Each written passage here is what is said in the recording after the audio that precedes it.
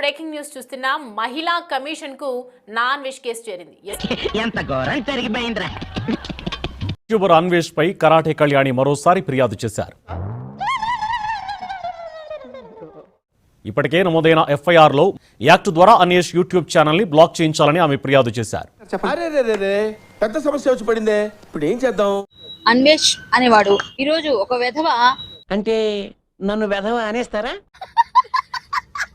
Arrange phone. ఈ phone కి నేను సీత ఫోన్ పెట్టుకుంటున్నాను, పేరు పెట్టుకుంటున్నాను, ఎందుకంటే సీతమ్మ వాళ్ళు వచ్చింది కాబట్టి. ఒరే లుచ్చానాయలా ఆమెని తిట్టావు, దరిద్రంగా మాట్లాడావు, దానివల్ల నీకు డబ్బులు వచ్చాయి. వాడు దేశద్రోహి, ధర్మద్రోహి. అలాంటి వెధవ పైన ఒక పోరాటం మొదలైంది. అల్లుడు నువ్వు తగ్గొద్దు, నువ్వు వెనకడుగేయద్దు, మ్యాటర్ ఏంటో తెలిపి. గొడవల కారణంగా నాకు 8 రోజుల్లో 8 లక్షల రూపాయలు వచ్చాయి. అమ్మో అమ్మో, చాలా విచిత్రంగా ఉంది.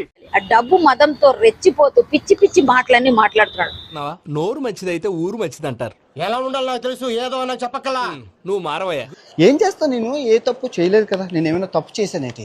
ఇందులో నా తప్పేనా ఉందా చెప్పిన? నీ తప్పేం లేదు కానీ నువ్వు లోపలికి వెళ్ళరా. ఏదేదో పిచ్చి పిచ్చి వాగుళ్ళు. అడిగి అసలు నాకు మతి స్థితిగా ఉందా లేదో నాకు అర్థం కావట్లేదు. నాకు కూడా ఏం అర్థమైతలేదు సార్. యూట్యూబ్ ద్వారా వస్తున్న ఆదాయం ఏ అకౌంట్ లోకి వెళుతుందో గుర్తించాలని తక్షణమే బ్యాంకు ఖాతాను ఫ్రీజ్ చేయాలని కోరారు కరాటే కళ్యాణి.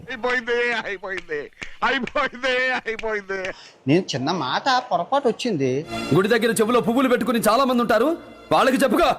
నాకెందుకో కొంచెం పిచ్చి పిచ్చి వాగుళ్ళు ఎక్కువైపోయినాయి అనిపిస్తుంది. నువ్వు కొంచెం నోటితో తగ్గించాలి.